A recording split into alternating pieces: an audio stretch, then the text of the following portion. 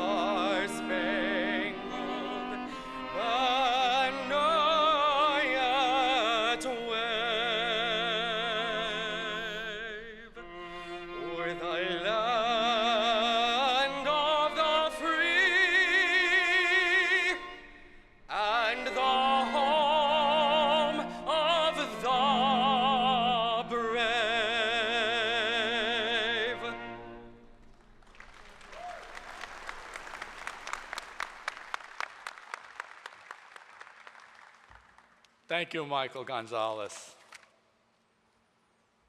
Families, please be seated. Families, faculty, Chancellor Davenport, President DiPietro, honored guests, and most important, our graduates, good afternoon. I'm Scott Poole. I'm the Dean of the College of Architecture and Design, and I'm honored to stand before you this afternoon as we celebrate this milestone in your lives. Before we continue, I'd like to take this opportunity to thank Dr. Kathy Leach and the String Quartet of the University of Tennessee School of Music. Thank you for sharing your talents with us. Also, thank you to Bandit Lights for the donation of the lighting for today's ceremony. I would also like to thank the fabulous staff of the College of Architecture and Design for their efforts in planning and coordinating today's graduation and reception. In particular, we thank Executive Assistant to the Dean, Jenny Flatford, and Administrative Assistant, Vanessa Arthur, Director of Communications, Amanda Johnson, and Director of Student Services, Julie Beckman, who set up that incredible exhibit in our building. Thank you for your fine work. We would also like to extend a very special welcome today to an alumnus who graduated from the University of Tennessee. I'd like to recognize Kevin Browning, cousin of Brianna Jade Browning. Kevin graduated from the College of Architecture and Design with a degree in architecture in 2010. We are very pleased to have our new Chancellor, Dr. Beverly Davenport, and our President, Dr. Joe DiPietro, in attendance. Chancellor Davenport will be conferring degrees today, and we look forward to hearing from her later in the program. Graduates, I speak for the faculty of the college and many others when I convey our pride in you. You've had the character and integrity to see your work through to the end. To do that, you've met the challenges of our curriculum, especially the hundreds and hundreds of hours in the design studio, surviving sleepless nights, overcoming moments of doubt, getting the better of nerves, and nailing your final reviews to be here at this moment. I'm so proud of you. Congratulations.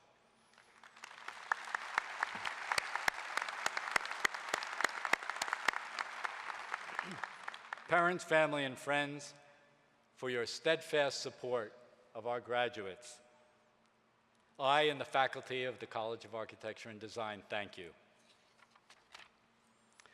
When this graduating class crosses the stage today, the College of Architecture and Design will end its 51st year. Over 51 years, we've seen a lot of changes, both in design education and the design profession. And we've changed to meet those demands. Many things differentiate us from other colleges of architecture and design.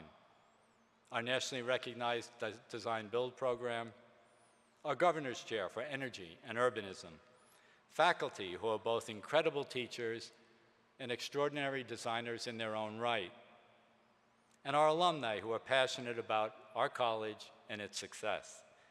Something else differentiates our collaborative learning environment, where students from each of our schools work together and work with students from other colleges. The decision to increasingly facilitate opportunities for collaboration was no accident. We were preparing our students for a changing design landscape. For the past decade and more, clients, architects, and contractors are embracing creative ways to collaborate more effectively, to optimize success through innovative approaches to teamwork and risk.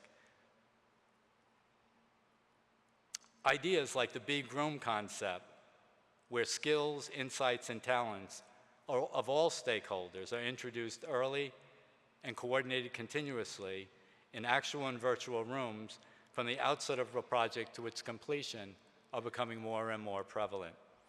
So what does that mean for you?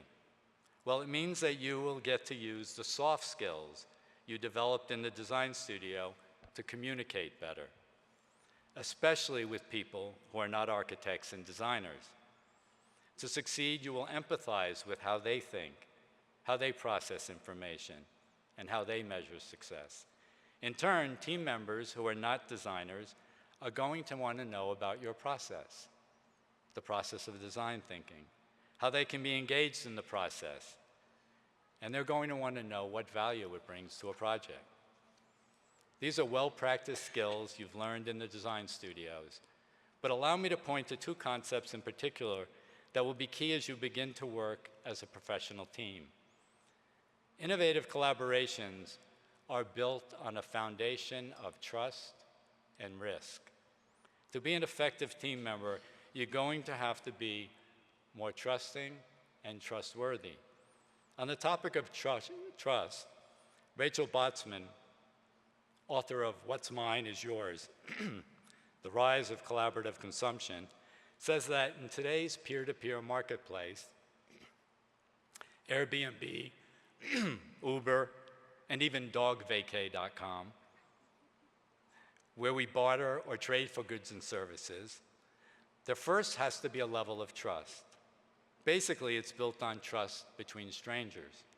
We have to make a trust leap, which Botsman defines as taking a risk to do something differently. Trust, therefore, enables change and innovation.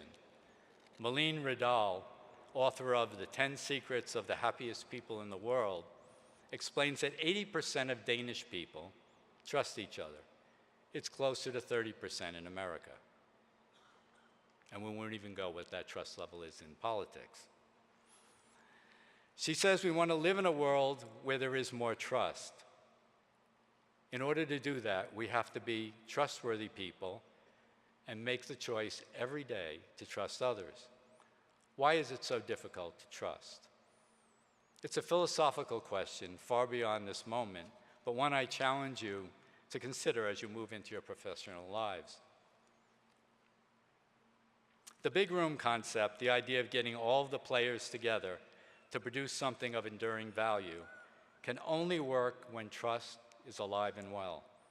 When you trust your colleagues and your own abilities, and when you yourself are trustworthy. The collaborative approach, the big room concept, sounds risky because it is. Throughout your career in college, you've been encouraged to take risks. We've pushed you to begin projects without preconceived ideas, to patiently allow the design to unfold as you search. It was risky to remain open to ideas and solutions when deadlines were looming, but you often did just that. Taking risks with design is important, but risk-taking in collaborative situations is something more. It's a different kind of risk. When you put yourself in a collaborative environment, when it's not just you producing design in a vacuum, you become vulnerable, even scared. Your ideas become targets for criticism, and your design acumen is put to the test. Sound fun? It's not fun. It's risky. But it's often where the best ideas come from. And from the best ideas come the best solutions for clients, and many times the public good. Putting yourself out there in interdisciplinary teams is risky. Getting through it requires trust. There's that word again. Change is inevitable. Change in architecture, interior architecture, and landscape architecture means collaboration. No longer are our firms interior design architects on a separate floor of the building. Architects are no longer sole source producers. And forget the idea that landscape architects work alone. You've built an incredible community while you were here. From the beginning, you worked across disciplines, collaborating in studio with classmates from each of the college's 3 schools and students throughout campus. Even though you were in different disciplines, the shared experience of the first-year studio created a sense of solidarity, mutual respect, and trust. It was your first experience with the big room concept. Many more followed. Now you're ready to enter the profession as collaborators, but I challenge you to be leaders of the trust revolution. Be willing to take risks. Trust your teammates and trust yourself. You can do this.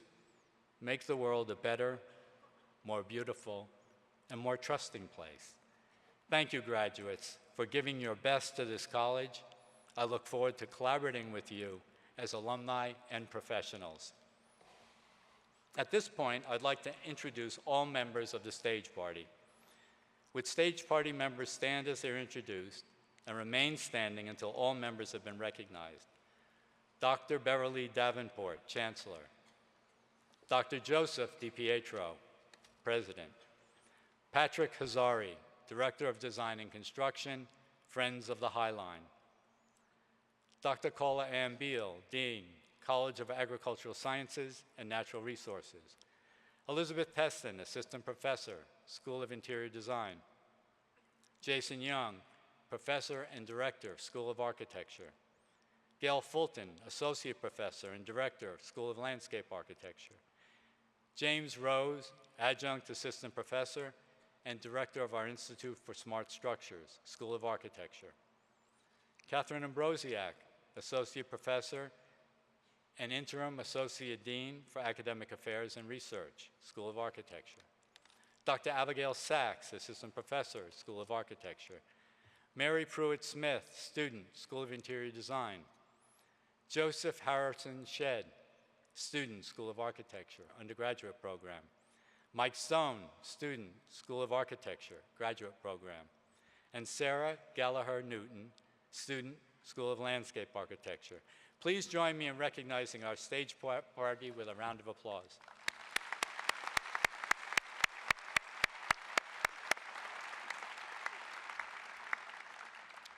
It's my great pleasure this afternoon to introduce our guest speaker, Patrick Kazari, Director of Design and Construction at Friends of the High Line in New York City. Patrick graduated with a degree in architecture in 2005. In recent years, our graduation speakers have been a female pioneer in landscape architecture, a CEO, a partner of a world-renowned architecture and design firm, a member of the governor's cabinet, and last year, the recipient of the college's first honorary doctorate. Each of these speakers is an influential leader in a high-profile organization. Even though Patrick has been out of school for a little more than a decade, he too is a respected leader.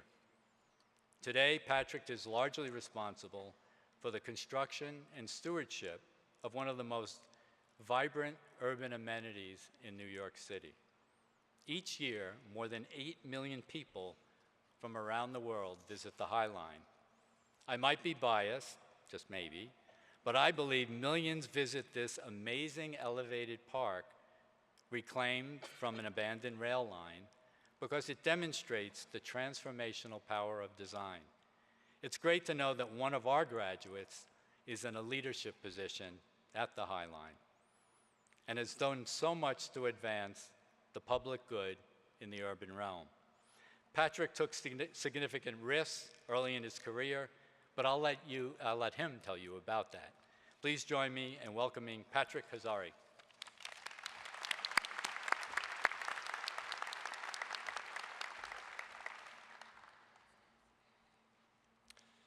Thank you, Chancellor Davenport, President DiPietro, and Dean Poole for this incredible honor.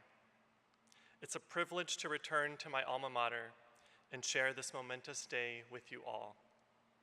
I would like to congratulate the class of 2017 for your many achievements. When I received the phone call from Dean Poole inviting me to give the commencement address, I was a little surprised at first. When I think of commencement speakers, I usually think of colleagues who are partners at firms, starchitects, or someone who is perhaps a little bit older, although I might seem ancient to a few of you. But what I quickly understood from Dean Poole was that he was not looking for someone who took a more traditional path.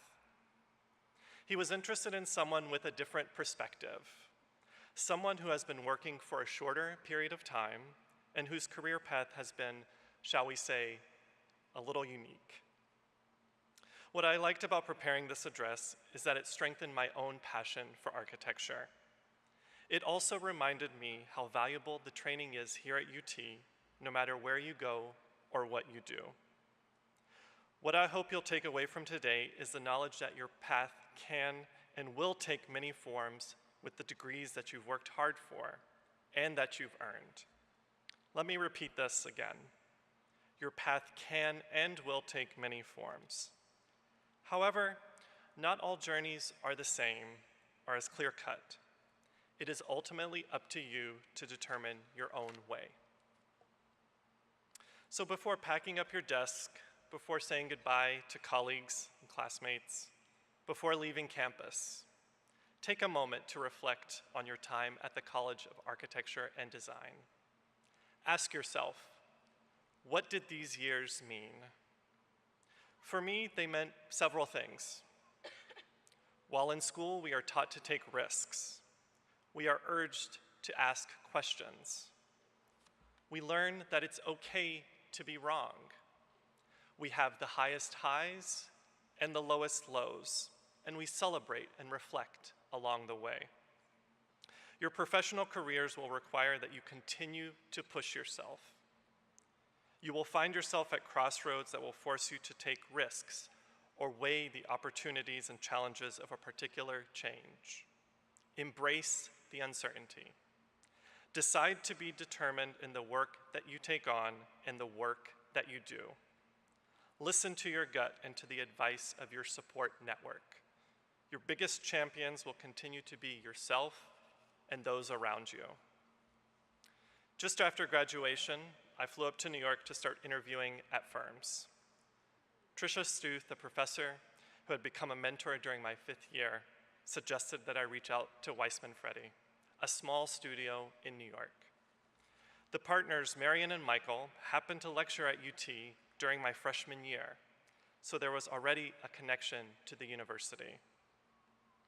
When I arrived in New York, I had a few other interviews scheduled and made plans to stop by Weissman Freddy's office.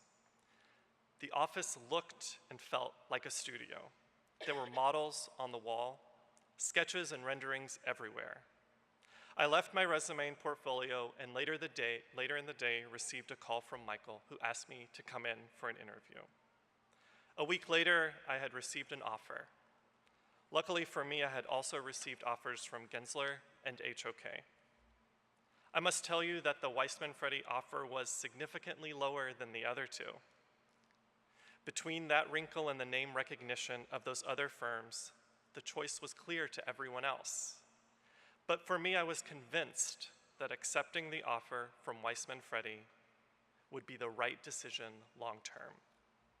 I liked the size of the office, the scale and types of projects, the design process that focused equally on architecture, landscape architecture, and urbanism. And this goes back to the gut thing. It just felt right. I followed my own advice and took the job. At Weissman Freddy, my first project was a multi-use building for Barnard College in New York. Starting out, like with any job, everything was new and unfamiliar. The first few months weren't pretty. The hours and workload were incredibly demanding, and the learning curve very steep. At times, it felt like my first semester in school. I'm sure you guys remember that. I would encourage you all to give yourself every opportunity possible to view each challenge as a chance to grow and become an even better professional. Yes, my first few months at Weissman Freddy were challenging. To prepare myself for meetings and discussions, I spent my weekends reviewing drawings.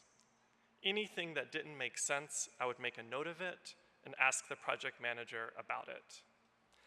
I realized quickly that it was okay to ask questions. Sure, putting myself out there could definitely be uncomfortable, but I learned a thing or two from asking all those questions. After 2 years, design work for the Barnard project was finishing up, and we were moving into construction. As a result, the project team was scaled down, and I was taken off the team and started working on competition proposals for the office. Competition teams were small, basically me, the project manager, and the partners. This type of work started to expose me to the other side of working at a firm, the part that brings in new projects. Before I knew it, I was playing a critical role in shaping design ideas and content for a number of proposals. A few months later, I had an opportunity to join Friends of the Highline, a nonprofit organization in New York. The organization was looking for a planning and design fellow to help support construction of the first section of the High Line. The position was for 9 months. I interviewed and was offered the position.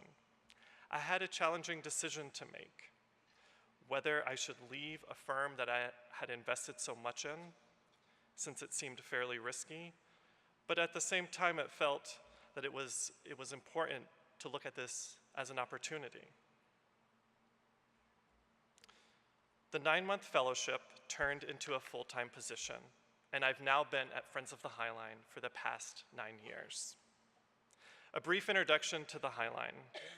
The Highline is a 1.5 mile long public park built on an abandoned elevated railroad structure that stretches from the Meatpacking District to Hudson Yards in New York. It's the first of its kind, and it's visited by over 8 million people annually. The design of the Highline itself is highly unique and non-traditional. The project faced many hurdles in its early years. Throughout all of this, design played a key role in shaping the project. Design competitions were organized to solicit ideas from around the world. The winning design proposal envisioned a simple walkway with plantings that were inspired by the wild landscape that took root on the Highline when it was abandoned. Their proposal posed a simple question: what will grow here? In contemplating this question today, the Highline has answered this in many ways. From a design perspective, a new park typology that rethinks what it means to be a park in an urban setting was established. From a city planning standpoint, a once industrial area was transformed into a vibrant space. The linear nature of the Highline itself literally stitches 3 neighborhoods together. It has provided a new way to see and experience the city. As a project, the Highline has elevated the discussion about the importance of public space and community engagement.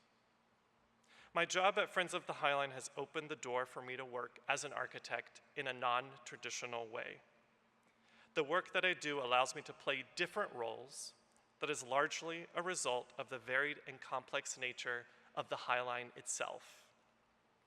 I see myself as part advocate, part negotiator, part community organizer, and yes, part politician, and definitely part architect. I work with representatives of the Parks Department, city planning, the mayor's office, donors, real estate developers, board members, contractors, architects, landscape architects, the list goes on and on. By working with a diverse project team that relies on or works with architects, I've seen how design thinking can impact and shape our built environment and communities in many ways. You, as architects, interior architects, and landscape architects, are positioned to be great doers and influencers.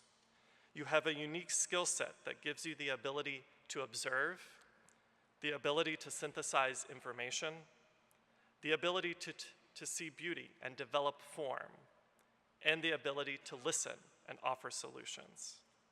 And more importantly, the ability to be innovative.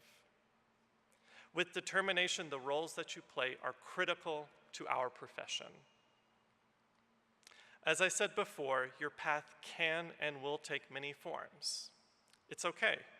You are ready for it. But remember that not all journeys are the same. It is up to you to determine your own way. Your journey is just starting today. What will you contribute to the profession? Thank you, and best of luck to the class of 2017.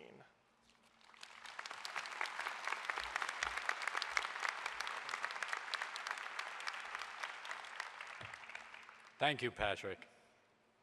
I'd like to introduce University of Tennessee President, Dr. Joe DiPietro.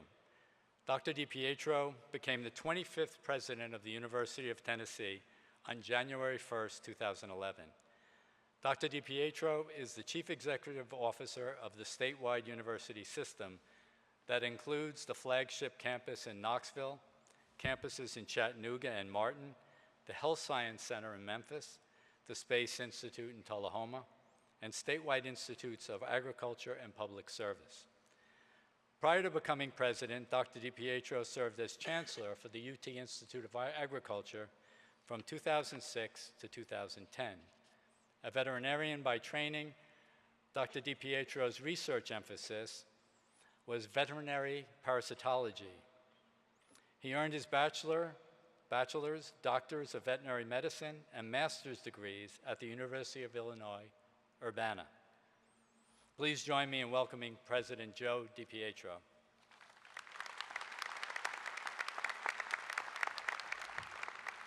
Thank you, Dean Poole.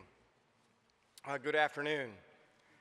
On behalf of the University of Tennessee system, I offer my congratulations to each of you on the culmination of many years of hard work and dedication.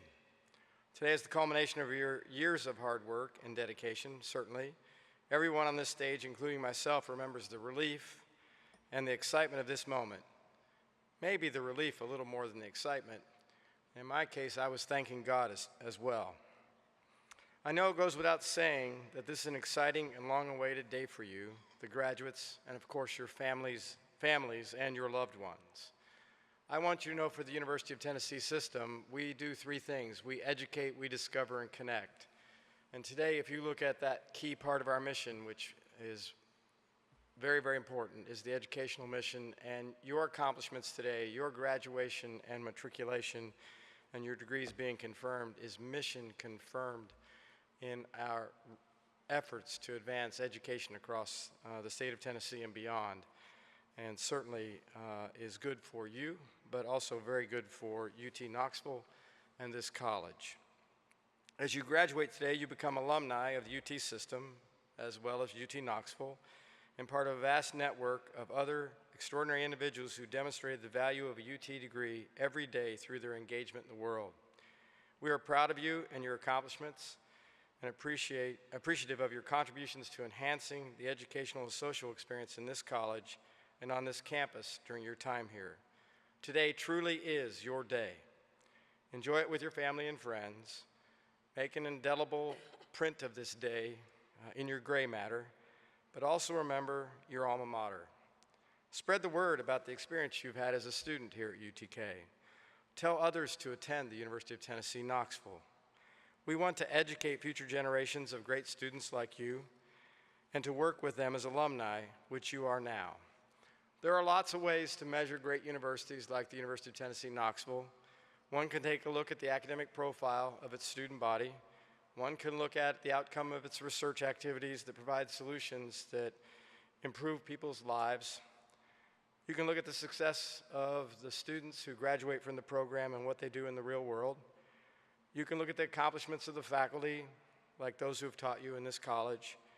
But one of the most important ones in my mind is your continued involvement in the affairs of the University of Tennessee, Knoxville, as well as being aware of the entire University of Tennessee system.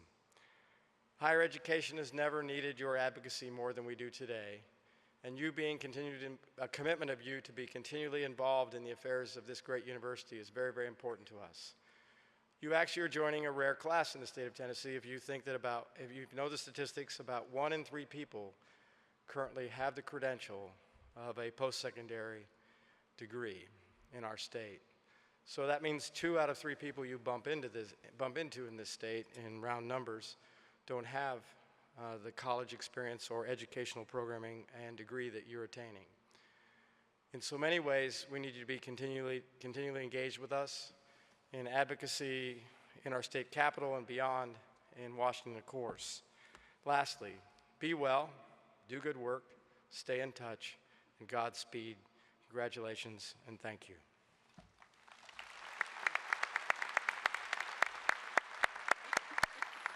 Thank you, Dr. DiPietro.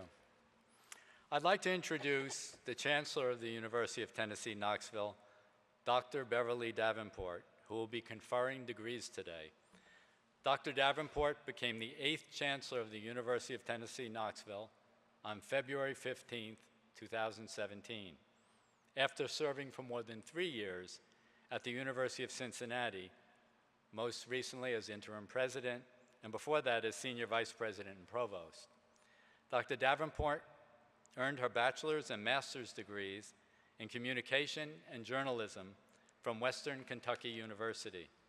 She earned her PhD in communications from the University of Michigan, as well as completing Harvard University's Institute for Management and Leadership in Higher Education.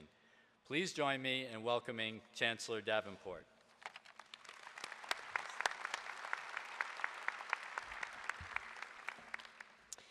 I'm delighted to be here today for a number of reasons, not the least of which I've been saying for the last 3 days. You are my first class, so I'm really especially proud to see you and graduate you and be a part of conferring your degrees. Secondly, because just a week ago today, I was proud to watch my daughter receive a degree in design. So for the last 2 years, I've been trying to read what she's reading, or at least try to stay on top of what a design degree might mean. It's pretty stressful. She stayed up really late nights. I said, okay, welcome to it. That's what graduate school is like. But she has taught me a lot of things about design. And a third thing, and I think now I know a little bit more about what that means. When I was at Purdue University, an engineer told me that I was a design administrator. And I wasn't exactly sure what that means, but I thank you, Patrick. I think now I know a little bit more about what he meant. I think administrators are like architects in some ways, although I don't know that we could build things. Except we do build. We are advocates, we are architects, we are politicians, we're workers, we're negotiators and doers and observers, I hope. We do see beauty. We see beauty in you, and we see form, and we see innovation. And people ask me, and they've been asking me for the last 2.5 months, so I know your job is hard, but what brings you joy? And I always say, it's the students. It's the students who bring me joy. It's the students who lift me up, who make me realize every day what a privilege it is. And it's you who will lead us. I say that all the time as well. So thank you for that joy that you bring. Thank you for that hard work that you have engaged in. It's no small matter to complete what you have completed. We welcome you into this family that you have joined. You have earned a degree that will be important and immeasurably valuable beyond what you could ever have imagined. I don't think any of us could have imagined where our degrees would take us. I certainly never did. You will be proud beyond what you think today about your degree and where you have taken your degree. I also want you to know that we need you now more than ever. Our cities have grave, grave, grave challenges, and all of you want to live in cities. By the year 2030, your age of people are going to be in cities. But you know what? Older people are coming to cities. My age of people want to come to cities. So we need you to sustain and build those cities so all of us can be there. So we're going to be counting on you. Your communities need you. Our nation needs you. The world needs you. So the challenges are not small. But I know you go equipped with what the University of Tennessee has instilled in you. And I know that it's not just what you learned in the classroom, that it is this volunteer spirit, this spirit of being a servant leader. I'm so proud to be at a university that has as a part of its DNA that notion that we shine light on others, that we stand with them, that this collaborative idea is a part of how we work and how we go out into the world. I'm reminded often that 235,000 alumni have and hold the degrees that you do. So you're joining a powerful network everywhere that you go throughout this country and around the world. There will be people there to greet you, people there to support you, people there to join with you in the work that you are going to be engaged in. But come back to us. Visit this campus, stay in touch with us, keep up with what we're doing, take a look at what those who come after you are doing. I know you'll continue to be amazed as we are with you. Hashtag VFL is certainly a lot more than a hashtag, and probably something will replace hashtags pretty quickly. Your generation moves very, very quickly.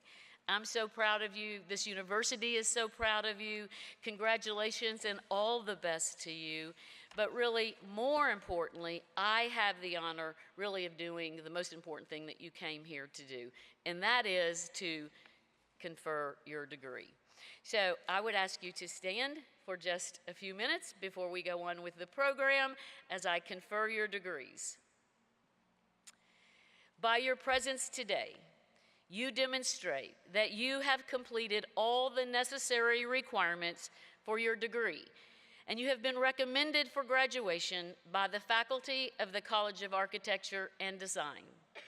Therefore, by the authority of the state of Tennessee, vested in the Board of Trustees of the University of Tennessee system, and by them delegated to me, it gives me great pleasure to confer upon you the degrees for which you have been recommended. Undergraduates, you may now move your tassels from right to left. Congratulations, your degrees have been conferred.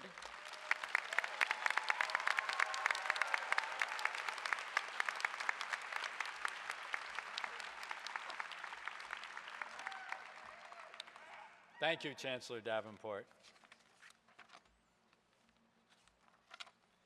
We will now move to the hooding portion of the ceremony, where we will celebrate each graduate. The hooding ceremony is divided into 4 sections, each part representing one of our 4 degree programs. Each degree program will feature a student speaker selected by their peers. We will then hood each graduate. We ask you to hold your applause until the end. For each of the 4 degree programs, one of the members of the stage party will take the podium. We'll start with the Bachelor of Science in Interior Design. Now taking the podium is Liz Teston, Assistant Professor in the School of Interior Design.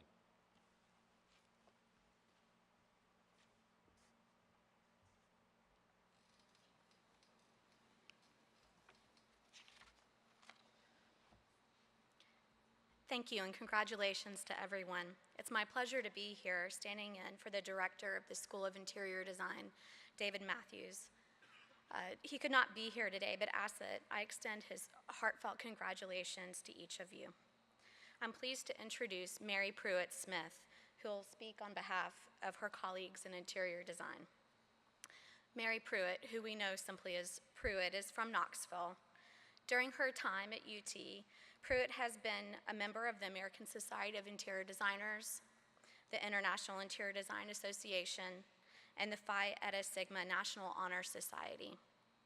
Pruitt is also the vice president of the Tau Sigma Delta Honor Society and the president of the Dean's Student Advisory Council. Pruitt is not just an active member of our design community. Her work has been featured in exhibits and has been awarded several merit scholarships. She has worked as both a teaching assistant and a research assistant. And after graduation, Pruitt will continue on at UT as a graduate student pursuing a Master of Architecture.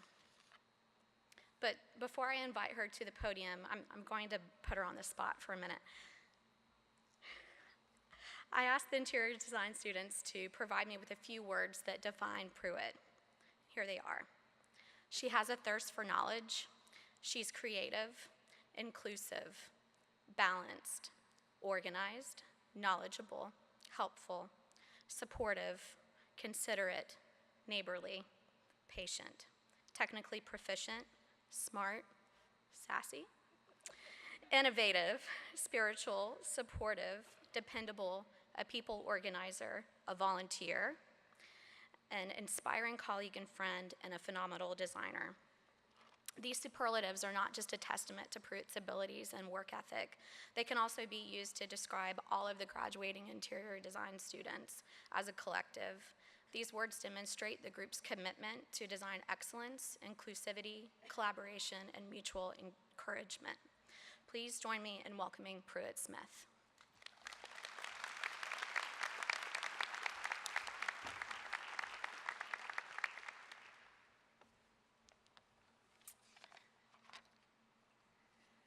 A never-ending staircase, a ledge barely wide enough for a body, a glass rail between me and open space, a painted dome above, beautiful wide brushstrokes, and a scene of the last and final judgment. Large iron hooks in the wall that felt so small in your hand high above the ground, a cold stone wall to the left, feeling the floor tilt when it does not, the wind blow when it is still, the dome fall along with me even though I was perfectly safe on our perch, watching ants crawl below. Anchoring myself to that wall, inching along, praying that the fear would not paralyze me, reaching the doorway and only seeing steps, up, up, up, knowing I could go no further, knowing it was the only way to go. Path behind me blocked, I charged on. Breath caught in my lungs, one heavy step in front of the other, dreading what was next. Seeing the sign, the beautiful, clearly marked sign in Italian, the word Uchita had never looked so good. As I prepared for this speech, I thought about that experience of walking through the Duomo in Florence, knowing that I must move forward, finally feeling relief, knowing that it was worth every second, and how that one moment of realization parallels so much with the design school experience. It made me think, in our lives, there are these perfect moments of realization, moments that stand out among our experiences. These moments change us.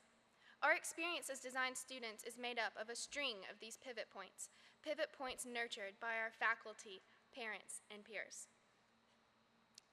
In first year, we relearned everything we learned in kindergarten. We were taught how to hold a pencil, how to rip paper, how to use Elmer's glue. We made beautiful compositions of black paper on white backgrounds. We pinned them up. They said, "Try again," and we did. We traded cookies for help. We walked laps around the building. We taught Ellen what sections were by cutting pastries in PCB. We cried by ourselves. We cried with each other. We laughed much more than we cried. We learned that party does not mean party. We slept in the middle of the day and worked through the night. Sean painted life-size skeletons. We blasted music. My first year realization. I break rules. Our professors taught us rules to follow, and then they taught us how to break them. I've been tasked with this, to make rules and break them in ways that push people to live their lives differently, to challenge cultural norms with my skill in understanding connections. In second year, we became self-taught computer scientists. We taught ourselves, we taught each other. We learned that all thoughts come from somewhere, that Hannah isn't afraid to be sassy, and that 10 times out of 10, Alexis knows what's due tomorrow. Second semester, they started calling us designers, and we felt like we were becoming like them. My second year realization, I see beauty. In Chicago, I stood in front of a Monet, and emotion welled up inside of me like it never had before. Monet had touched this canvas. He chose the paint that went on his brush and then made a masterspeak that spoke to my soul. As I walked around the corner, I saw Christia standing in front of another painting. She looked my direction with tears on her face, and I realized that we see beauty. Beauty in paintings, in conversation, in experience. We harness it and cultivate it in our work so that we can share it with others. In third year, we gave caffeine the recognition it deserves. Third year gave us a better understanding of our work and each other. We learned that when Rachel is in studio after dark, things have gone south. We learned that Abby has a never-ending flow of optimism and that Patsy will tell you how it is. We learned that Christia is an amazing cook, and we learned that when studio gets too quiet, we can count on Taylor to liven it up. We learned that we have a studio telepathy, and Kayla is our fearless mental translator. We learned that Olivia is willing to do just about anything for some Disney, like fight with an Italian keyboard and international Netflix to watch Mulan with me. We called home because moms know everything, and when we couldn't call home, we called each other. My third year realization, I am small. In the Colosseum in Rome, I wrote in my sketchbook, I keep touching this place here, this in-between, bookended by ancient and modern, experiencing, walking, seeing the way Romans have since ancient times. What we have been taught to do here is so much bigger than we first realized. Our work can withstand time and space. It can change not only the lives of the people who live there now, but set up the future to be able to understand the culture and priorities of our generation. In our final year, we have been given this day to remember our realizations, the moments that stood out to us and have helped us become the designers we are today. We recognize that we, as designers, impact people. We find joy in our work. We solve problems and discover them. We question the future. We remember that here, we have found our passion. We have found friends that carried us when we couldn't go further, laughed with us when we thought it impossible, and challenged us beyond our wildest imaginations. And though today represents the end of our undergraduate journey, the word convocation literally means the beginning. We are at the start of something incredible, a blank slate, the thing that we have been taught to feel joyous at the sight of, because a blank slate to a designer holds so many possibilities. Thank you.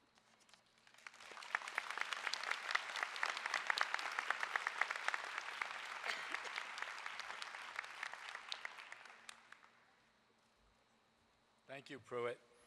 I'd like to ask the Bachelor of Interior Design students to proceed toward the stage.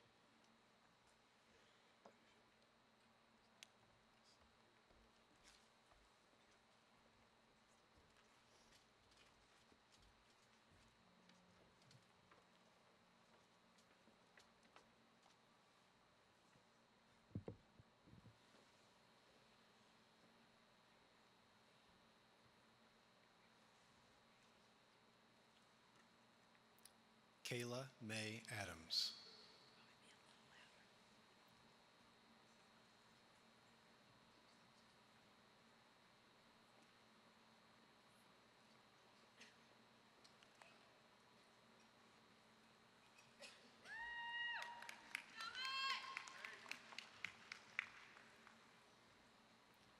Ellen Folks.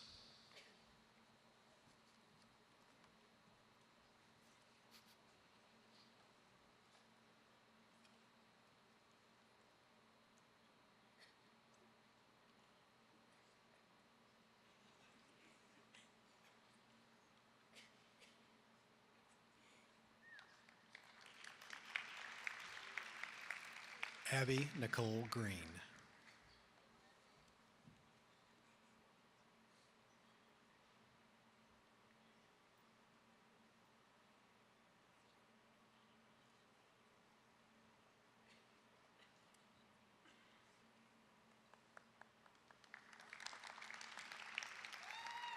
Alexis Marie Jolly.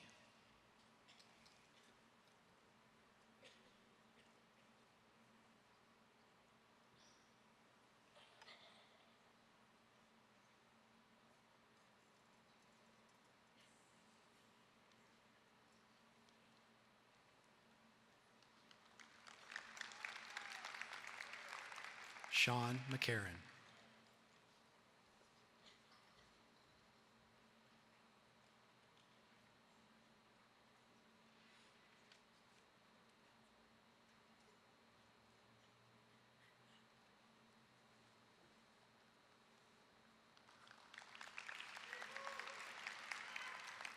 Rachel M. Mingle.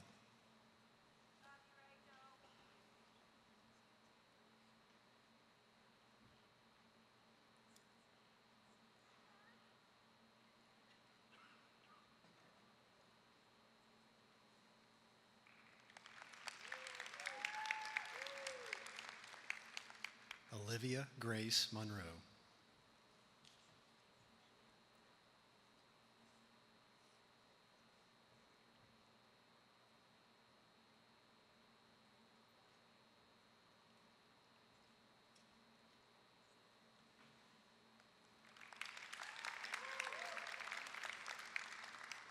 Taylor Marie Odom.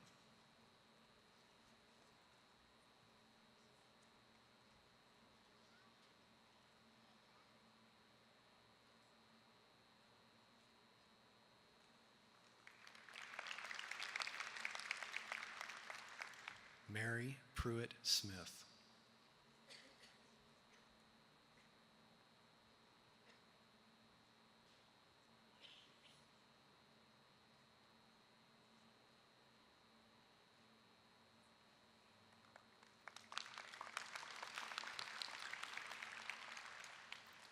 Hannah N. Starnes.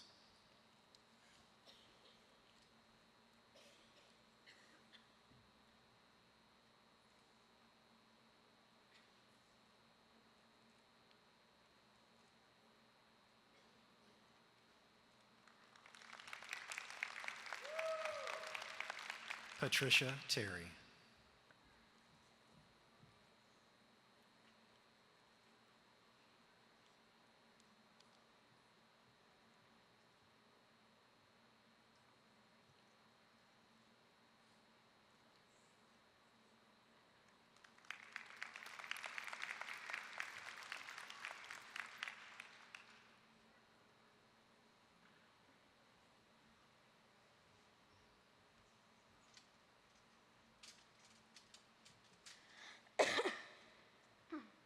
Excuse me. Please congratulate all of the graduates that are receiving a Bachelor of Science in Interior Design.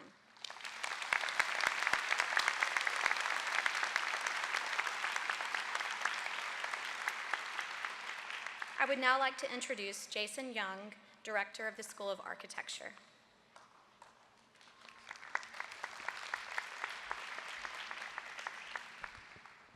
Congratulations, everyone. And I would also like to thank the faculty and the staff in the School of Architecture for their commitment to these fine young people. The Bachelor of Architecture students have selected Joseph Shedd to speak on their behalf. As you're about to find out, Joseph has a deep, steady voice, reasoned and consistent, restrained and thoughtful. He has a large presence in the school and a gentle countenance. By all counts, Joseph is a leader within an exceptional group of graduating students. He has maintained a place in all the social circles that form in such vibrant groups of creative and thoughtful young people. He's loved and respected by all of his classmates and is thus a great choice by them to represent their cohort today. Joseph grew up in Mount Juliet, Tennessee, admiring and learning from grandfathers who were skilled makers and inventive thinkers. One of his great-grandfathers built his own power tools, using a washing machine motor as a power source. His paternal grandfather built birdhouses. His maternal grandfather built wooden board games and toy wagons. For his part, Joseph is a self-taught cabinet maker who's made tables and chairs and millwork in his spare time, often gifting the fruits of his labor to those closest to him. Through his time here at the University of Tennessee, he's committed to the textures of materials and the pleasures of fine craftsmanship.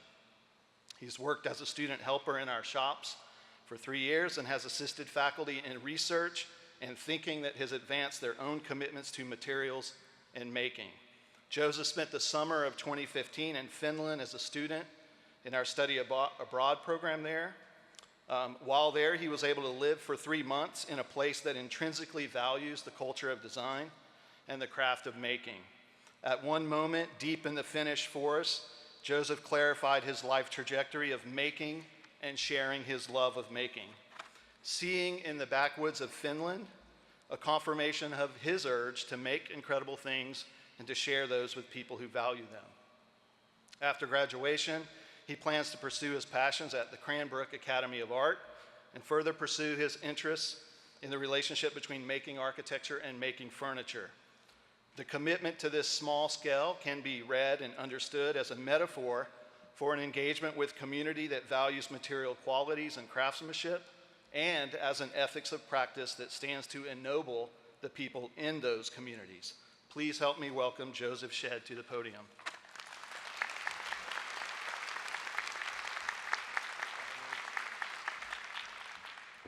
Thank you, Jason.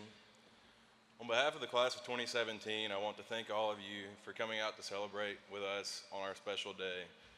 I also want to take this moment to thank each of the families represented here today, because I know that each family has sacrificed emotionally and financially to make these last 5 years possible for each of us.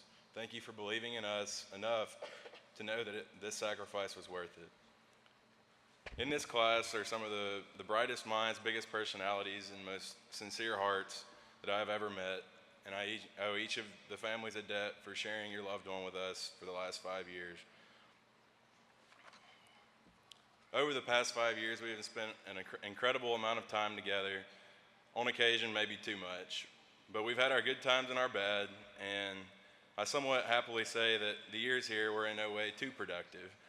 Some of our best collaboration may have come through figuring out the best way to throw an X-Acto knife into a pin-up wall, or using our Photoshop talents to make light of serious situations. But when it came time to work, we did it like mad. And some of the most amazing work I know was produced by these students over a long sleepless night. The memories that a group of 50 students can make over 5 years could fill libraries of novels. We have done it all together, experienced it all together. We've been all over the world together, spending months in foreign countries with only each other to rely on. You all have shown what true companions should be. We encourage each other to do crazy things, but we also push each other to be the best versions of ourselves. Life did not get easier over the last 5 years, but it did become fuller. If life has taught me one thing in the recent years, it's that you don't compromise on your dreams. Dream big, chase things that make you worry. But remember, dreams take work, sweat, and dedication. They only come to life over time. Nonetheless, find the things that challenge you, things that scare you, and go after them, because how would you ever know if you could if you didn't try? Always remembering anything worth having won't come easy. Saying all this, I know that each of you has it within you to do amazing things. I have seen the drive and the spark within each of you. When you put your focus into something, it turns out well. Have big dreams and follow them, because I know you can. Figure out who you are, who you want to be and don't stop chasing until you are 5 times that person. Many of you have ambitious goals, noble goals that I have heard. Make these your motivation and settle for nothing less. Pursue all options, but always know what course you're ultimately on. Perhaps my biggest fear in life is waking up one day and realizing that my time has passed, just passing the time. Don't take the easy path for easy's sake.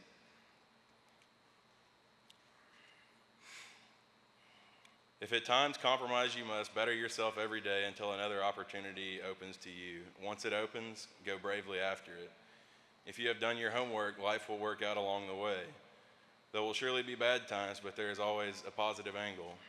Most of all, love people, yourself included. Find the ones that make your life better in every way. Keep them near. Always remember, happiness and success have more to do with how you think of your own self than whatever anyone else could say. Class of 2017, it's been an honor and a pleasure. Go out and be your best, and go Vols.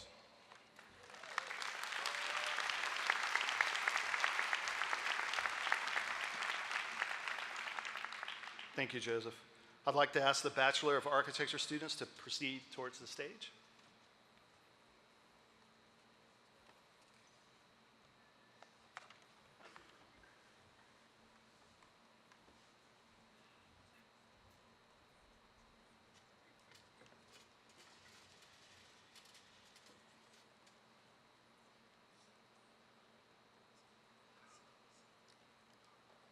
Andrew Lloyd Adams.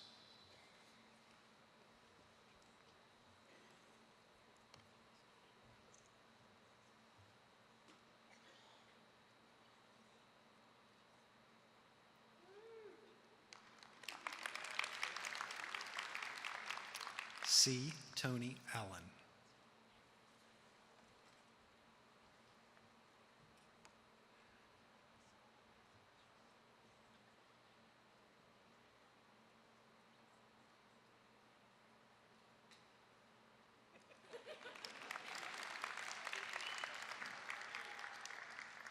Edgar X. Bolivar.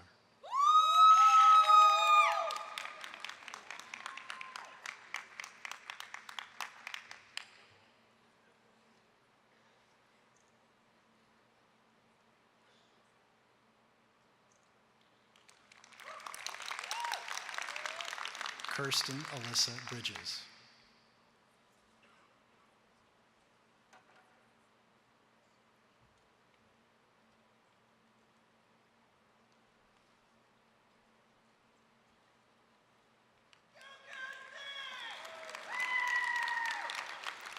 Caleb B. Brothers.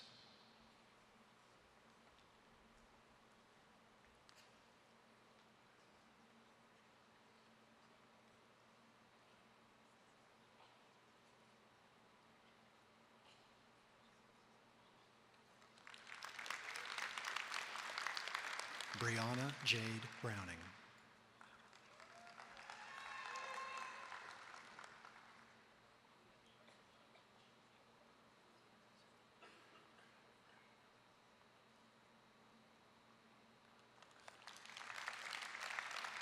Jessica Bubb.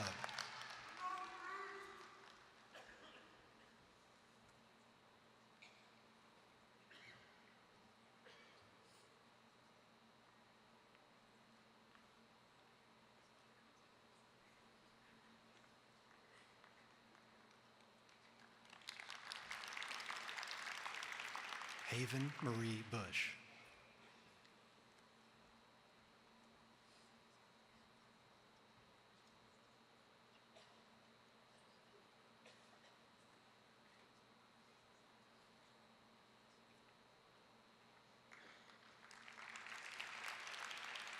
Elizabeth Carter.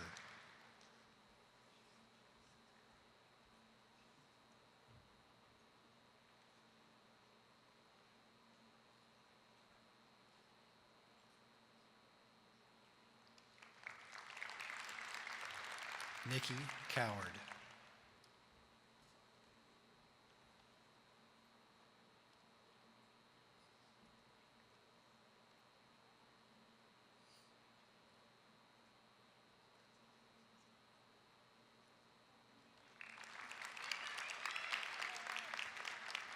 Julie Davenport.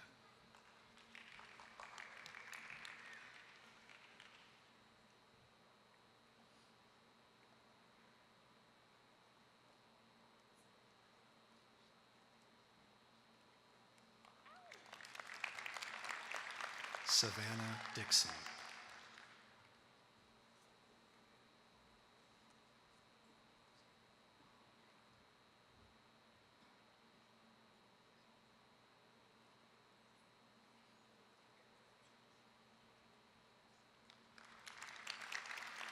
Lauren Edwards.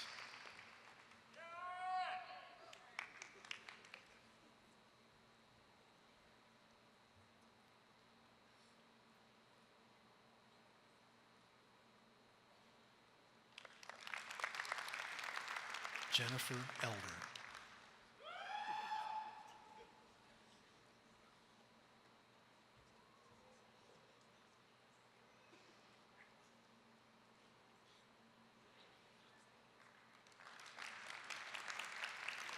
John Austin Fleming.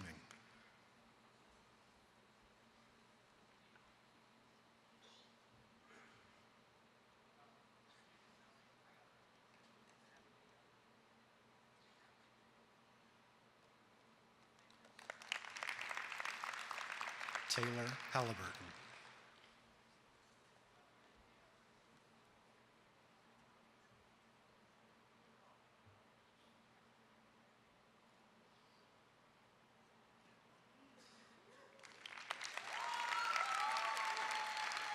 William Ross Harvell.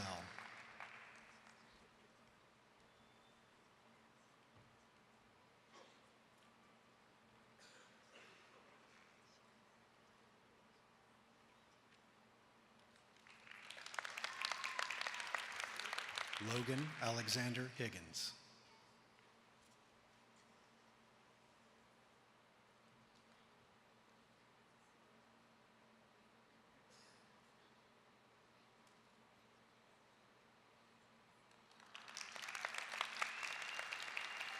Kaylee Faith Holdren.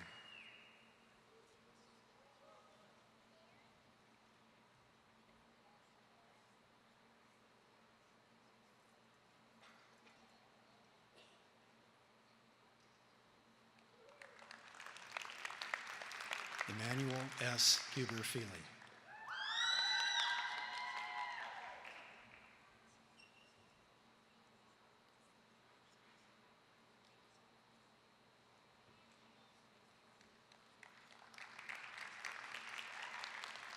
Grant Daniel Jorger.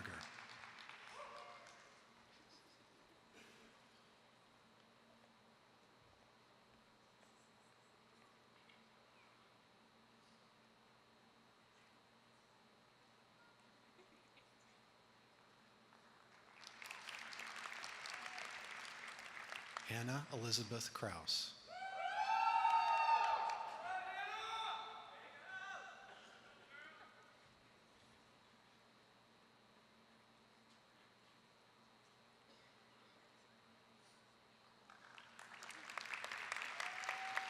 Joey Cutts.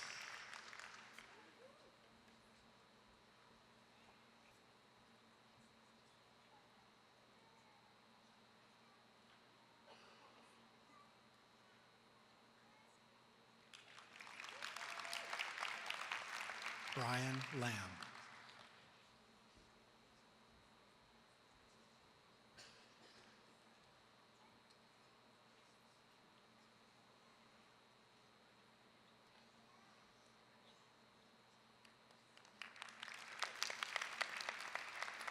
Camille Lane.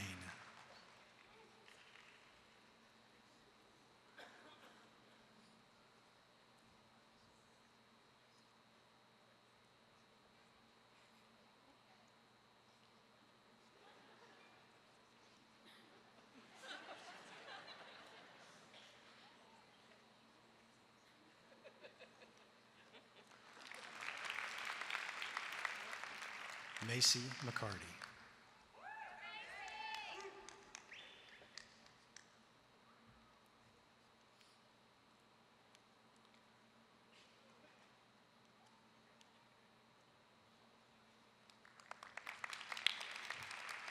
Spencer McCarty.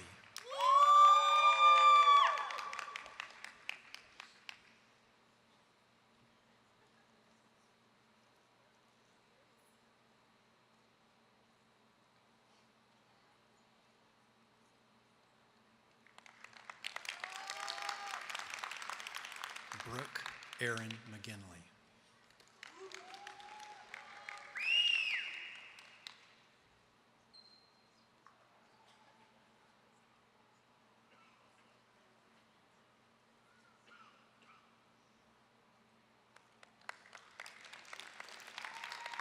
Nathaniel J. Midget.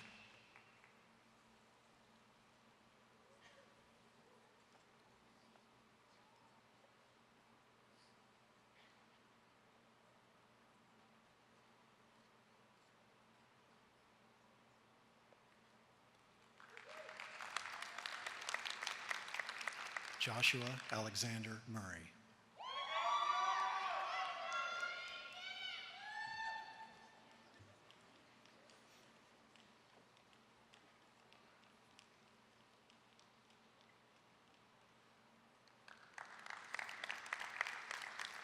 Casey David Myers.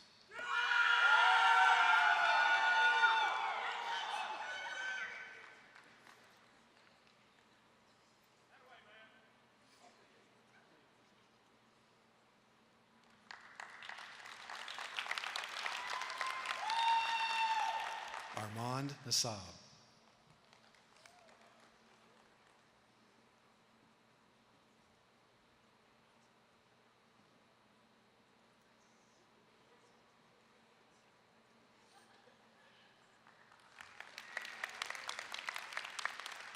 Jennifer Lynn Nicholas.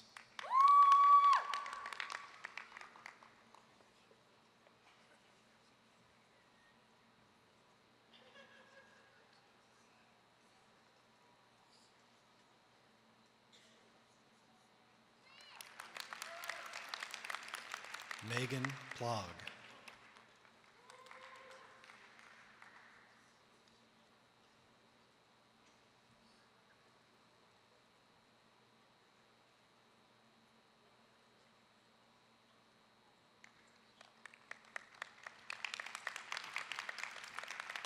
Franklin Potts.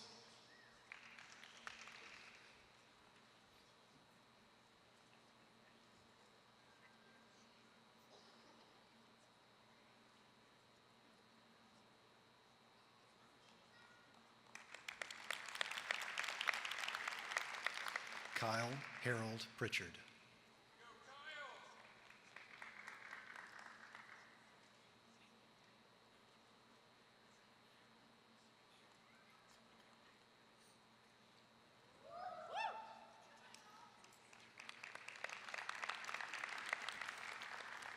Journey Danielle Ross Smith.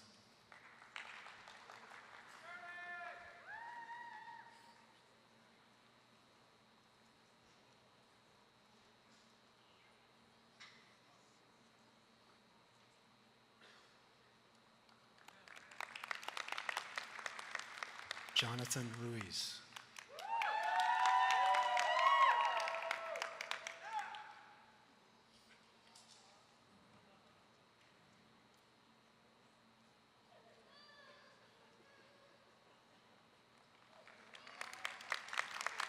Joseph Harrison Shedd.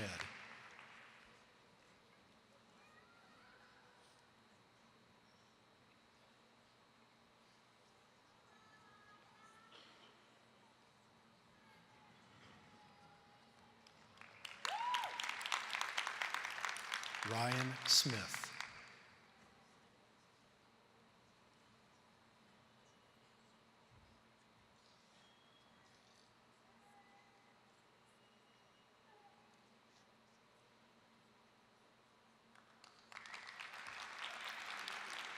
Abigail Smith.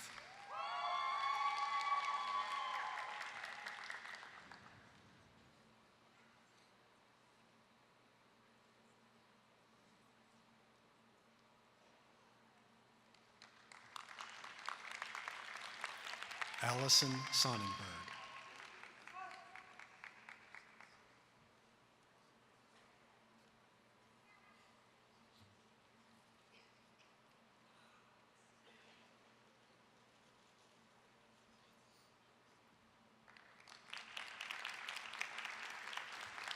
Darren Anderson Terrell.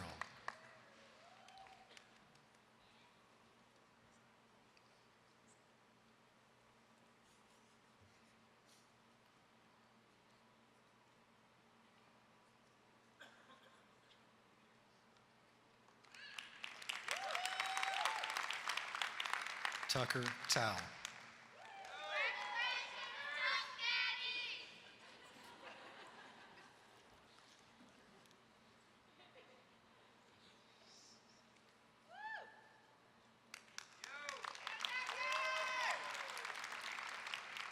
Caroline Lee Walsh.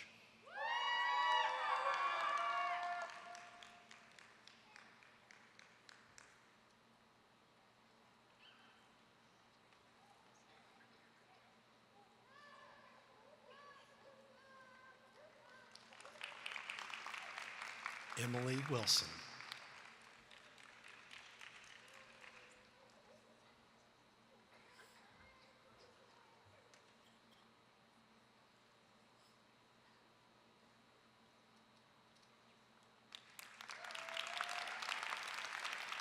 D. Austin Winter.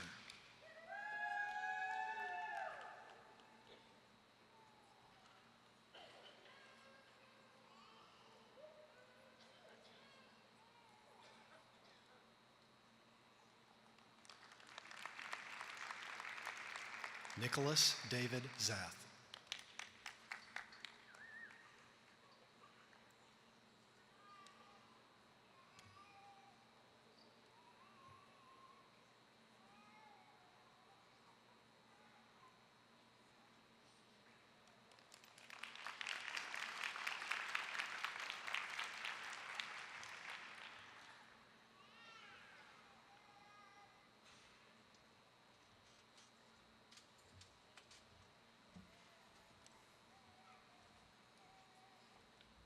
Please help me congratulate all the graduates who are receiving a Bachelor of Architecture.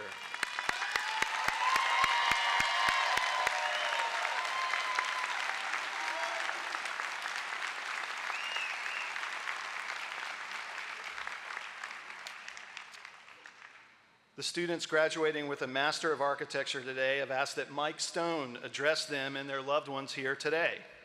I can say that when I learned of the students' selection, I was by no means surprised. Mike has been incredibly successful as a 3.5-year graduate student here at the University of Tennessee, and he's been incredibly involved. He's been a key person in our college's engagement with the Appalachian communities of Clay County, Kentucky, where he's done 2 design-build projects with professors and classmates. He's also been a part of our engagement and outreach in Haiti. He additionally worked on 2 projects in the Green Oak Research Initiative. He was a graduate teaching assistant in our Materials and Methods course, and therefore just about everyone in the college knows Mike Stone. His thesis project, entitled Slow Build, engaged a wooded parcel of land that Mike purchased and began to develop before coming to architecture school. In the project, Mike produced both a compelling process of design staged around full immersion and a beautiful series of fabrications and constructions. A distinguished jury comprised of faculty from other schools of architecture awarded Mike's project the Robert B. Church III Graduate Award. His student peers awarded the project the Tau Sigma Delta Bronze Medal, and our faculty awarded him a Faculty Award of Design Excellence. Needless to say, the project made a significant impact in the college over the past semester, and Mike has continually found a way to make a difference at the University of Tennessee. I asked Mike recently what surprised him the most about studying architecture, given that he came to us with a background and a degree in construction. Modestly, he simply said, "Everything surprised me about architectural education." And I think that now that he's graduating, everything in architecture will continue to surprise him, because he has learned to let architecture be fresh and new all the time. This is his second best trait, in my opinion, after his generosity of spirit. After today, Mike plans to return to the Tri-City area of Tennessee, where he was raised and where he has continued to live and work throughout graduate school. There, he plans to set up a practice that allows him to continue helping himself and those around him to live in a poetic relationship with their surroundings. We will watch for Mike to reinvigorate and enliven the architect as master builder persona that's embedded deep in the psyche of most of the architects we study in schools of architecture. On behalf of the Master of Architecture students, please join me in welcoming Mike Stone to the podium.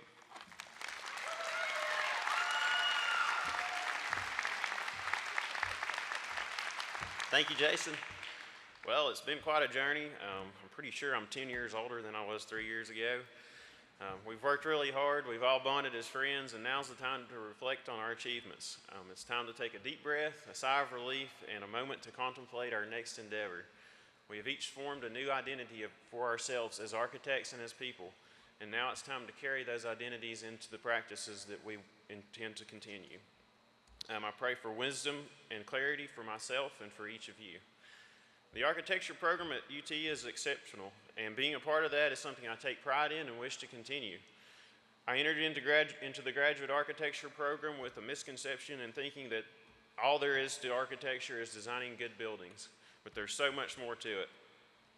We each have learned to take hold of a creative force and engage in a higher level of thinking and making. Hard work has been an important part of being successful in this program. And I've often heard people say work smarter, not harder, but I believe in working smarter and harder and pouring your soul into doing whatever it is that you're passionate about, whether it be architecture or something else.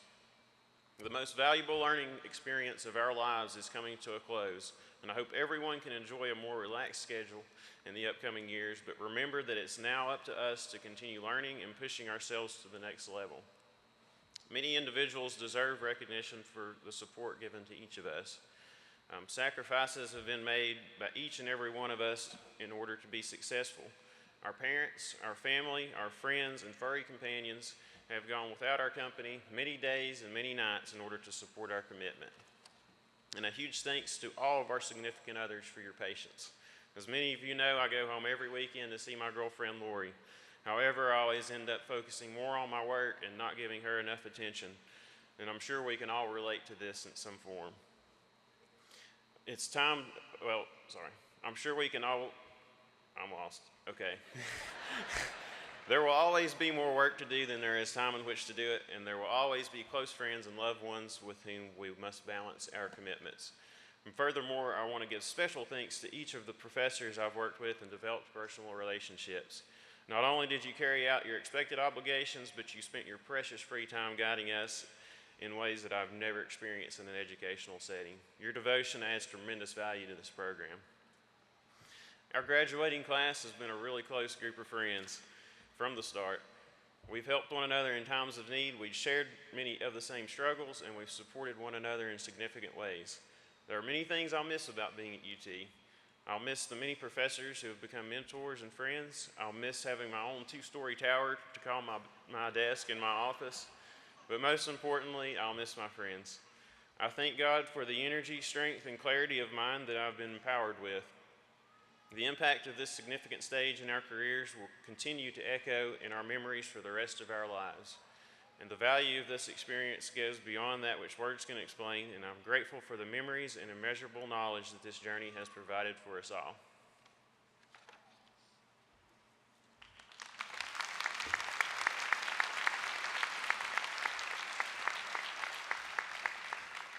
I'd like to ask that the Master of Architecture students please proceed towards the stage.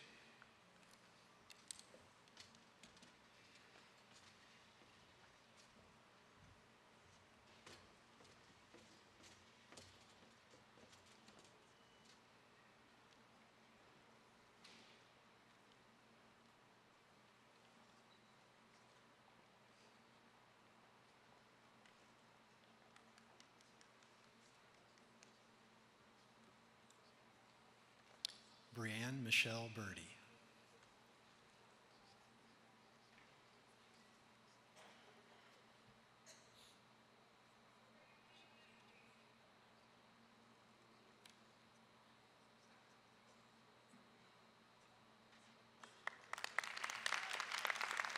Henry Brian Cheek.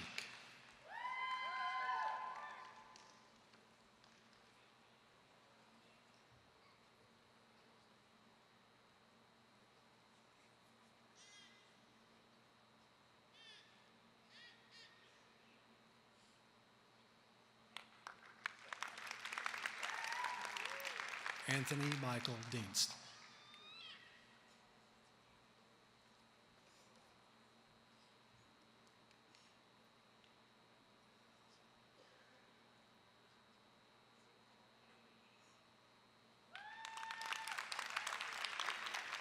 Catherine E. Dozier.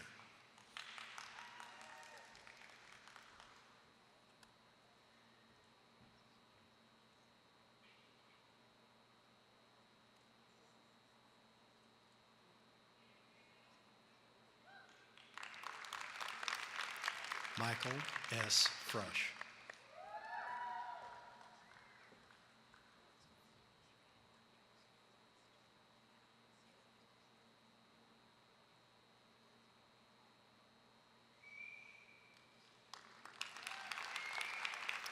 Brad Lee Herr.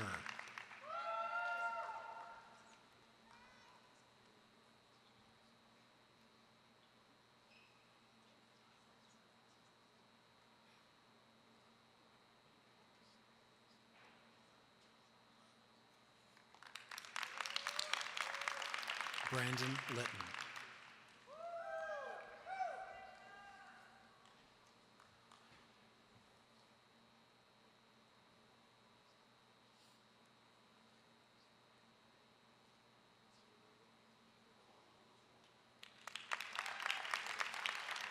Lorena Martin Sid.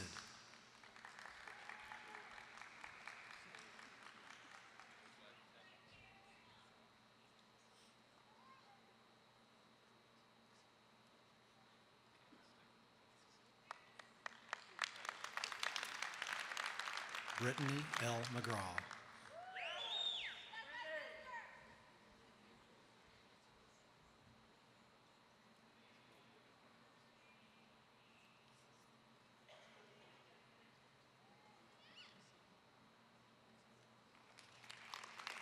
Matthew Smith.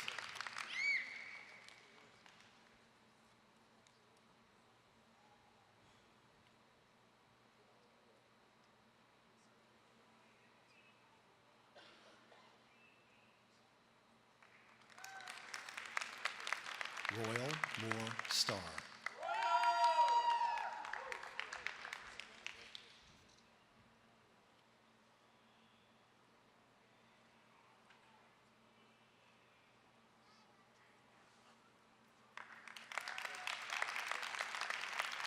Mike Stone.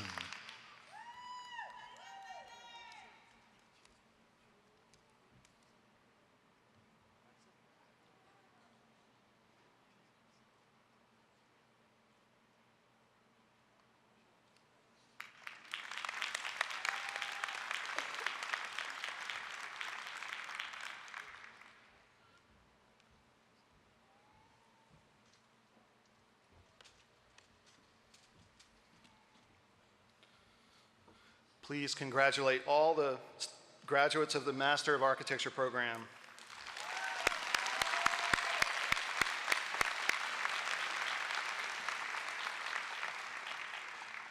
I would now like to introduce Gail Fulton, Director of the School of Landscape Architecture.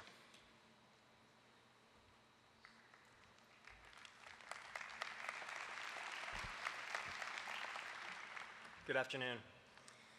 This event marks a significant milestone in my time at UT, in that now completing my 4th year as director, this is the first class that I had a hand in recruiting as well as working with through their entire degree program. Along the way, this group and I, some of whom are known affectionately as the ducklings, less affectionately known as maybe the slime mold, have witnessed and helped enact an enormous amount of change in what was the graduate program in landscape architecture when they arrived, and which is now known as the School of Landscape Architecture. Our explorations have generated proposals for 60-foot tall towers of burning kudzu, puzzlement about whether the suggestion for the deployment of 1,000 Walmart pink flamingos was serious. It was. Conversations held almost completely with eye rolls, and recently the search for the world's largest spatula. But what is clear in talking to these students this week in exit interviews is that for the first time, I think we now see the clear identity amongst the students of a cohesive culture that crosses cohorts as opposed to being defined by year. the emergence of a distinctive attitude and culture of landscape architecture at the University of Tennessee, which I think is now poised to offer an educational experience that is unlike any other in the region. I think this has a great deal to do with the leadership of this group, so I'd like to thank all of you for helping to get us here. With that, it's my pleasure to introduce Sarah Newton as the 2017 Landscape Architecture Commencement Speaker. Sarah grew up in Bristol, Tennessee, and before pursuing a Master's of Landscape Architecture at UT, she received a bachelor's degree in biology from Elon University. During her time in landscape architecture at UT, Sarah has provided invaluable leadership and service for the school in several ways, serving in multiple positions in the student chapter of the American Society of Landscape Architects, and helping to organize and lead student events on and off campus. Throughout her graduate education, Sarah has become increasingly interested in the reality of landscapes as social and ecological systems, which can be shaped both aesthetically and performatively. She plans to practice landscape architecture in a way that combines ecological, social, and aesthetic parameters. And I'm happy to announce that Sarah has recently signed on with an innovative new design office in Nashville called Firma, and so we look forward to seeing her work with them in the coming years. Please join me in welcoming Sarah Newton.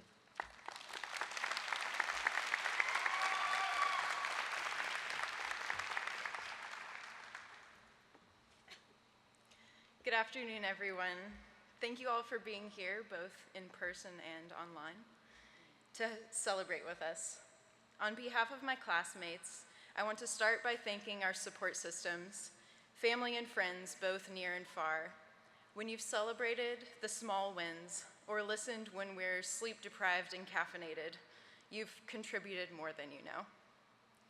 Thank you to our faculty who have given us the tools to become design thinkers, to Gail for showing us that there's little that landscape can't be, to Brad for connecting us to the sources of knowledge and ideas, to Abigail for your storytelling, passion, and voice of reason. To our other faculty and staff, you have made our education well-rounded, and it's amazing the ground we've covered in 3 years.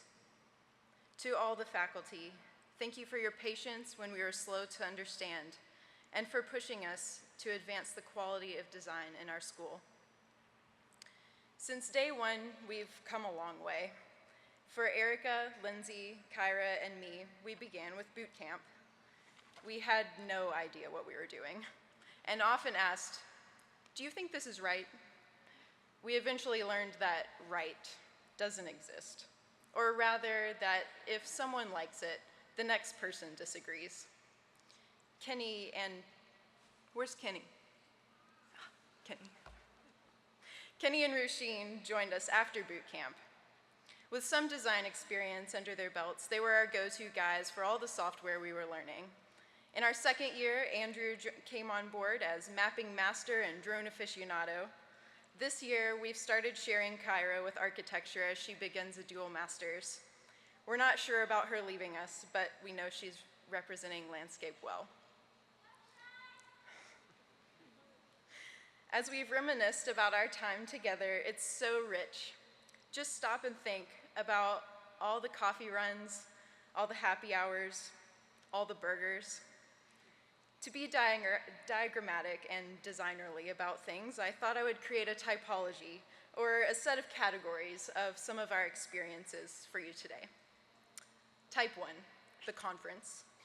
We've been to state and national conferences where we've fangirled over meeting our idols, made it rain with business cards, and immersed ourselves in the culture of each new city.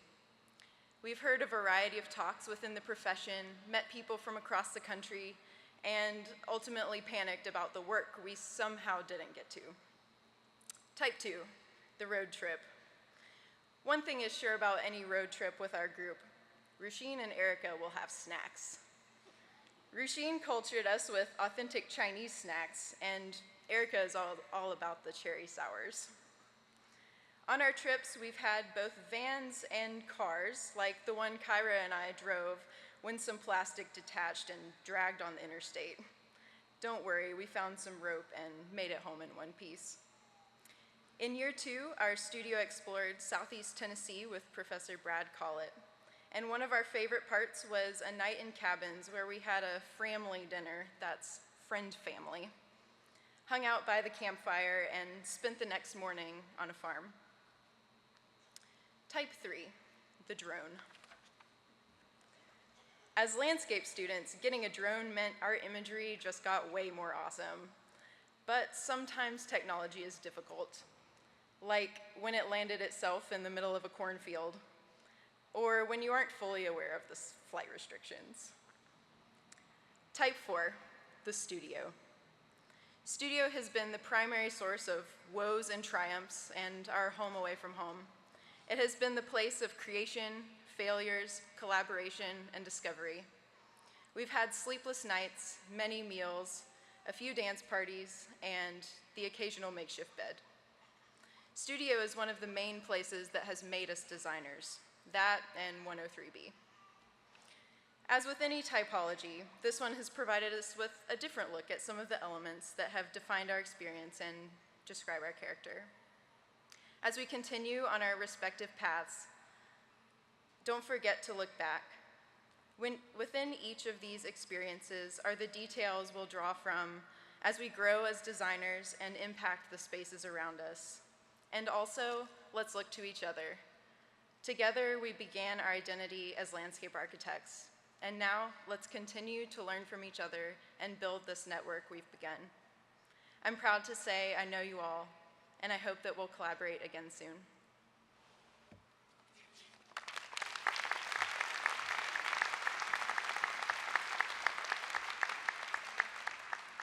Thank you, Sarah. At the University of Tennessee, education in landscape architecture is made possible through an intercollegiate partnership between the College of Architecture and Design and the College of Agricultural Sciences and Natural Resources. And I'm always pleased to be able to welcome Dean Carla Bale, the Dean of the College of Agricultural Sciences and Natural Resources, to the stage to also offer her congratulations to our graduates. So I'd like to now ask the degree candidates in landscape architecture to proceed towards the stage. And with the other groups, as with the other groups, if everyone would please hold their applause until all of the graduates have been hooded.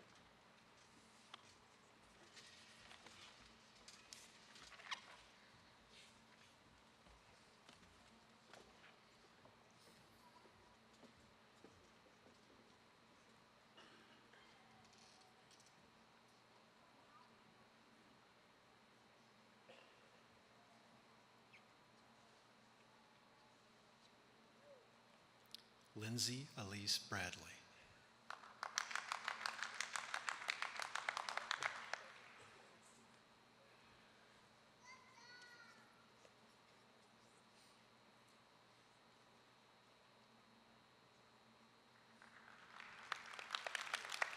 Sarah Gallagher Newton.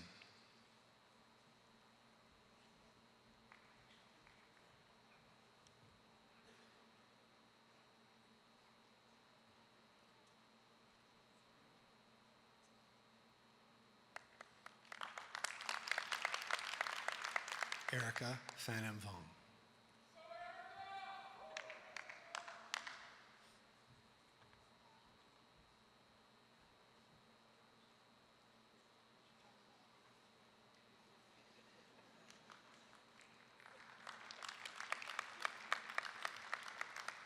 Rushin Tao.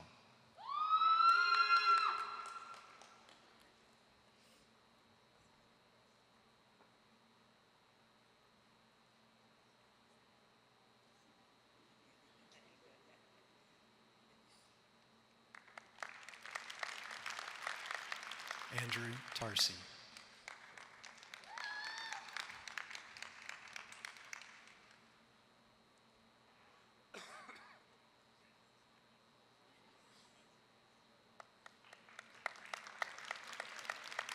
Kenneth B. Townsend, Jr.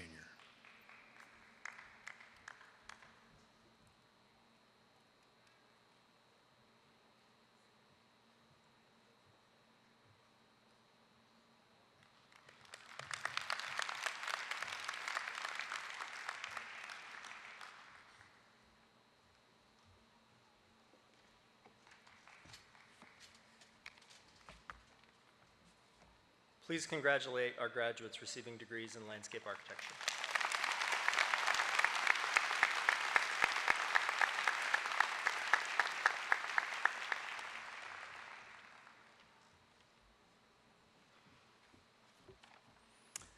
On behalf of our college, I would like to extend to each of our honored graduates our heartfelt congratulations.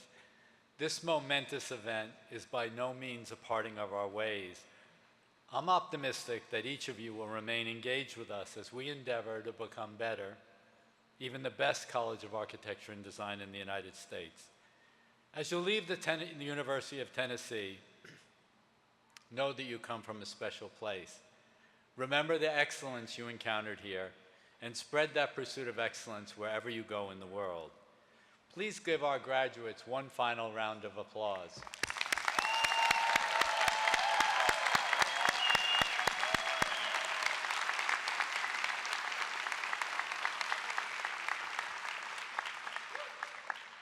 At this time, I'd like to welcome vocalist Michael Gonzalez to sing our alma mater to close this ceremony.